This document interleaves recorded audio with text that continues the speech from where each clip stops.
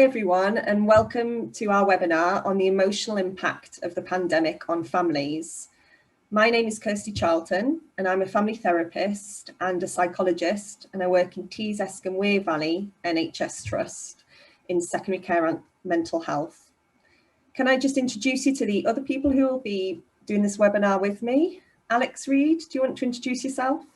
Hello, my name is Alex Reid and I work as a family therapy trainer and supervisor in independent practice. And previously I worked in CNTW Trust as a family therapist for many years and at Northumbria University. Thank you. Thank you. And Alex Bowler? Hi, my name's Alex Bowler and I work for the Tees Eskom Wear Valley Trust for early intervention psychosis service as a family therapist. Thank you. So just to introduce, we've introduced ourselves, and when we're thinking and talking about families today, we're thinking that families can be anything that you deem family to be. So people that you have close connections to, people that you spend a lot of time with, it could be close friends, partners, animals. So we just want you to be aware of that when we're talking about families. And also just a brief thing on self-care. So when we're talking about families, it may stir up some complex feelings for some of you out there. So we just want you to feel free to pause the webinar, to maybe take a break, do whatever you need to manage those feelings. So now I'm going to let Alex take us through the first few slides. Thank you, Kirsty. The overall aims of the session today are to give a context to the emotional impact of the pandemic on families, and to think a bit about the pile-up of stresses that may be traumatizing to families during this strange time. And we also want to offer participants a kind of reflective space to identify how they might support and be supported by one another during this time. So one of the key concepts in thinking about emotional stress and trauma is the notion of resilience. And resilience is simply the capacity to overcome adversity or stress.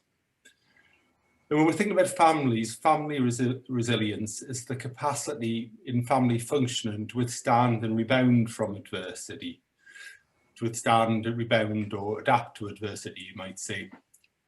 Now, one of the things about the pandemic is that, as Walsh has said, it's a perfect storm of stresses involving crisis, loss events, disruptions in many aspects of our everyday life, and ongoing multiple stresses. And the challenge we face keep evolving as the pandemic progresses. So we want to discuss with you some of the sources of stress, some of the kind of things that have been impacting on families during the period of the pandemic. Now, this list is by no means exhaustive, and you may well be experiencing stresses which aren't listed here, but this is just to kind of give a bit of an overview of many of the stresses that are around. So there's a loss of physical contact with family members and social networks. That's something that we've all experienced keenly, really. The requirement to stay indoors much of the time and to make people safe by not being in physical contact with them has led to a loss of contact and a great sense of missing loved ones. There's been a loss of pre-pandemic ways of life and a loss of sense of normality. And we've all had to make this massive adjustment to this different way of being, this different way of living. And there's a perpetual sense of uncertainty about what's coming next. You know, we've had new strains of the virus and so on coming along. So it's been rather a roller coaster, and our sense of normality has been upended. I mean, many may feel trapped or angry about the circumstances that they find themselves in. For some families, being pushed together has led to different experiences of the relationship, and many positive things have come to the fore, but for many it's also been a kind of pressure cooker experience. And that any kind of pre-existing tensions that might have been around in the family can of course be amplified during this period. There's been a loss of vital roles. I'm thinking of things here such as maybe for grandparents, they've been used to having regular contact with grandchildren, maybe had caring roles, and those roles might have been broken or suspended during this period with a great sense of loss. Loss of employment for some and financial security for many, and for some the pandemic, the financial threat has been existential really, you know, been massive loss of security in terms of finance, and the kind of uncertainty also about what kind of world we're going to manage into when this is behind us.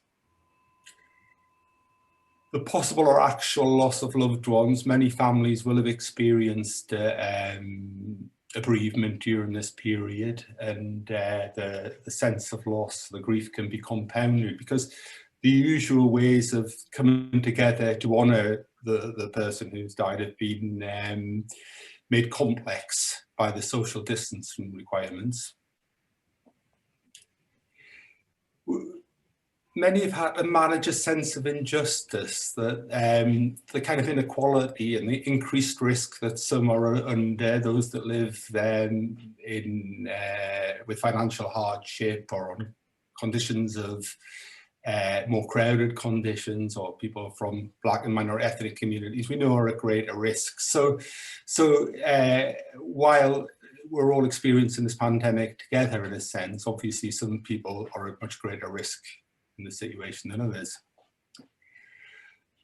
So put these things together and we have this kind of pile up of stresses.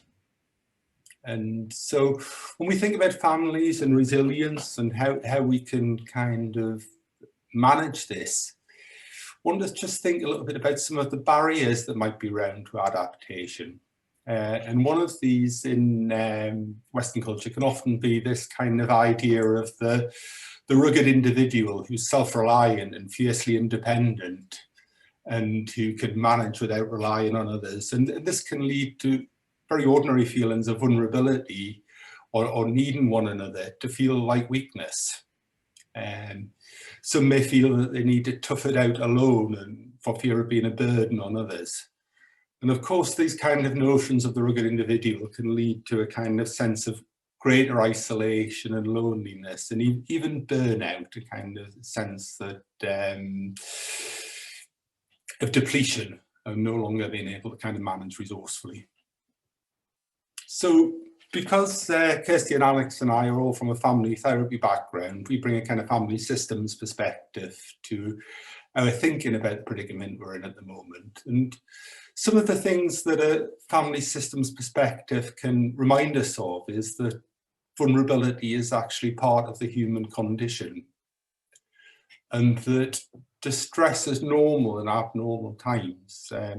I was speaking to a relative on the phone recently. He was describing feelings of really feeling quite panicky, a person who lives in a very small flat and in a busy city and can't get out that much. And it's important to recognise that these are kind of normal experiences to the circumstances that we're in. A family therapy perspective also reminds us that we are essentially relational beings. Human beings are relational at the core, and that recognition of our mutual dependence on one another is vital to our well-being, that we can't do this alone. And that in turning to others for help, we can pay it back and pay it forward. And what I mean by that is that there's something about asking for help and turning to us for help and giving help to others, that the kind of generosity and sense of mutual aid that arises of that can kind of fan outwards, I think, in a positive way, and kind of strengthen bonds and connections between one another. So as a society, we're all going through this crisis together, and it's important to remember that we all need and depend on each other for our lives and for our future.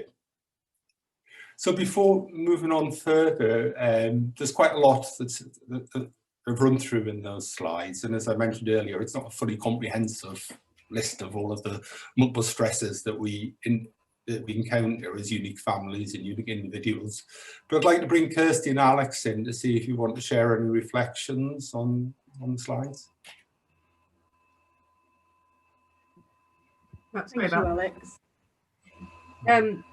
Yeah, thanks for that, Alex. I was kind of really thinking about that, you know, trying to deal with things by yourself, and how that sort of really, to me, feels more so when there is a pandemic or when there's a shared difficulty and people feel less able to feel that they can reach out for support just for themselves, because they feel that everybody's in this situation. So, you know, that perhaps they feel a bit like selfish if they're asking for help or reaching out when so many people seem to be needing it. And that reminds me, Alex, of a conversation I had with somebody, a relative, who said, oh, well, this person's worse than this person, oh, and that person's got this going on, so I don't really want to say about this. And I kind of just said to them, you know, we can't really compare, you know, everybody is suffering or has got something going on, because there is just so much difference and in our lives that, you know, whether we're living alone or whether we're living with a lot of people and we actually want quiet, but if we're alone, we actually wanting to be around people. There's just so much difference. I think comparisons can become unhelpful and maybe stop people from talking and sharing. Okay, thank you. And so to think a little more about the process of adapting to loss and to crisis, some of the messages really from the kind of family therapy field and the recent literature about family therapy literature about the pandemic. Of course, the literature is very new and really trying to keep up with the evolving kind of situation that we find ourselves in. But some key messages might be that in families, tolerance is needed for different reactions. Each of us responds to stress in very different and unique ways, and sometimes it can be a source of tension when people aren't necessarily reacting to stresses in expected ways. But so that we all respond differently to the kind of stresses that we're facing. Some people might withdraw, or others might be kind of become busier and try and distract themselves and so on. And that adaptation is a kind of complex thing that requires our attention moving back and forth. So we're dealing with the current losses and worries, but also trying to plan for future demands, challenges. In many ways, trying to plan and for challenges which remain rather uncertain to us. I think adaptation also requires what the American family therapist Katie Weingarten described as realistic hope. I think what she means by realistic hope is that hope, if it's unrealistic hope, if we're over hopeful, can become a bit pie in the sky, and that can actually lead to further frustration and disappointment. But realistic hopes about the future, about what might happen next, about how we can plan for the coming weeks and so on, is crucial to our well-being. For some, of course, this isn't for everyone, but for some people, spiritual and religious beliefs may support adaptation. There's a lot of research about resilience and adaptation, saying that a religious faith can be supportive for some in the face of adversity. And for many, music and creative arts can be incredibly supportive. I read recently in the newspaper that the online music streaming services have done very, very well over the past few months. And of course, music can be a great source of comfort to us and reminding us of what's important in our lives. And that, really crucially, that healing and resilience take place gradually over time. So it's one step forward, 2 steps back, 2 steps forward, 1 step back, and so on. And it's not that we can kind of be kind to ourselves. I suppose that's the message there. So the resilience takes a lot of time. Now much of the many of the points that have been discussing just now are from this particular reference by WAS, Loss and Resilience in the Time of COVID-19. And there is an information sheet which accompanies the kind of session today, which gives a list of kind of key references from the family therapy literature. So I'm going to switch over to Alex now, and we're going to open up a small sort of period of kind of reflection on some of the points that have been raised in the session. Thanks, Alex. Thank you. Thanks very much, Alex. We kind of want to be respectful, and knowing that we didn't have an understanding of what everybody that was listening to us would be experiencing. But we still wanted to give some space maybe for people and their families to reflect. So we wondered if perhaps putting some questions together that we had thought had been helpful for ourselves, and putting them and inviting you to have a look at those questions, answer those questions in your own time, in your own space, maybe share them with your family if that was going to be helpful, and to just give some time to those questions as a means of making sense of what's happened, or as a way of reflecting on things for yourselves. So for this part, we wondered about if, say, in 5 years' time or more, you were to look back on 2020 or early 2021, what you might say to some of these questions. We wondered, what would family members or friends have done to have supported each other through that time? So, you know, was there regular phone calls happening? Was there sending children's drawings to one another? Was there more online calls or Zoom quizzes? Or what kind of things might you have been doing, or might your family members and friends have been doing to support each other through the time? We wondered if you kind of asked your family or friends, what had they noticed that you had done to support others, what they might say that you had done. We thought, despite all those difficulties that you might have faced, what would you have said were the best moments for your family? What were the times that you might have appreciated within your family? And we wondered what you might have learnt about yourselves as a family that you continue to think is important to you as a family. So what have you learnt in 2020, early 2021 about your family that continue to have been important to you? And I guess the three of us wondered if it might be helpful if we, as a way of kind of thinking about that question, answered those ourselves a little, or if I invited Alex and Kirsty to think about if any of those questions had resonated for them or had any meaning for them, if they would be happy to share with the audience their thoughts or feelings around that. Would that be okay? Yes. Yes, thanks, Alex. I guess one that I was drawn to was about what family members and friends have done to support each other through this time, because I've heard of and been witnessed and experienced so many different things. Like one of my friends baked a biscuit for her friends. I'm not going to say what it said on it because it's a bit rude, but then she sent it through the post. But it was a really nice gesture saying that she was missing us, basically. So that was one thing that I got and received and was like, oh, how lovely.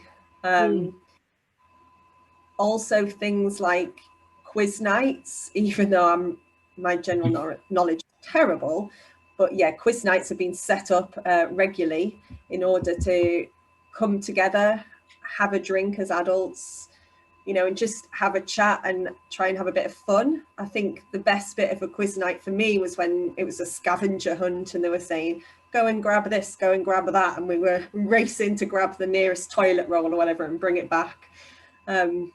So yeah, loads of different things really to support each other, especially community. I think in my neighborhood, you know, people have done things like at Easter, we had people put things up in their windows so the children could go on Easter hunts, you know, a bit different to what would usually be done.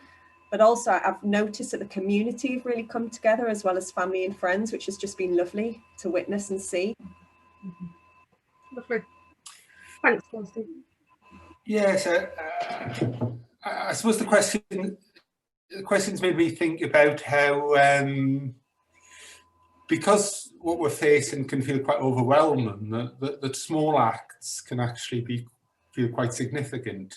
And you know, during the first lockdown, I was very struck by how, not always, of course, but often people were very courteous and careful with the kind of social distance and making space for one another, and would maybe kind of give a smile or some kind of acknowledgement, you know, and so on.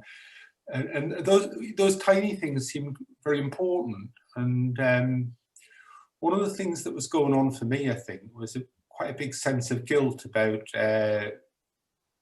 family and friends who live alone, who I wasn't able to kind of go and see. And I felt I was letting them down in some ways. And so I think things like, you know, making almost daily phone calls, sometimes regular phone calls, short phone calls, just to stay in contact that way, felt very significant. So I've tried to be, I mean, ordinarily with me, I think I must ring that person and the days turn to weeks and I still haven't picked up the telephone, but I've tried to be more, you know, better organised around that. And in turn, when I receive little emails from friends or texts or whatever, you know, just staying in contact and stopping the friendships from fading, I'm very touched by that, really. So those are the kind of things that came to my mind. Lovely, thank you.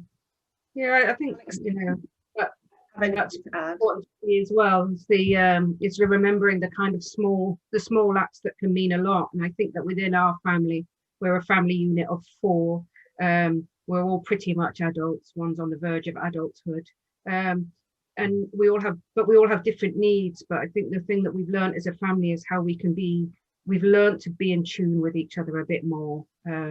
And we've learned to recognize when some people might be experiencing more times of stress or loss, particularly around that loss of identity or what's going on. So different restrictions have different impacts on different members of the family within our unit. And we've kind of really learned how to be mindful of one another and maybe do those small acts to help one another through.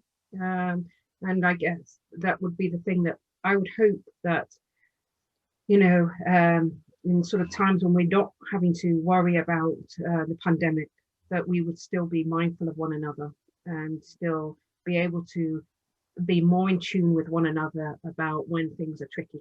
So that kind of connects to me, Alex, is something that I think we've learned as a family is about forgiveness. I think we've been a lot more forgiving of each other and just recognizing that when we're maybe a bit snappy, that we are all going through something and trying to recognize and give more leeway to people, if you like. Just say, yes, this is really hard for us all at different times, like you say, with different reasons, but this is hard, and just be more forgiving and accommodating, I think, to each other, really. And compassion, I think, has definitely been around for us as a family. And my children are very young, so I think for me it's been about, you know, maybe verbally they can't tell me what's going on, but just trying to think about why they are behaving in a particular way and trying to keep in mind that they are still going through it as well at some level, because they're still having lots of changes and disruptions going on. So I think for me, with my children being young who can't verbalize, it's thinking about what might be going on for them and trying to maybe make guesses and think about what is causing their behavior in different times. Is that okay? Shall we take a pause there? And once again, I just invite you, felt it was helpful to have a look at some of those questions, and invite you to invite your family to have a look at them and have a think together and see some reflections from that. Thank you. Thank you.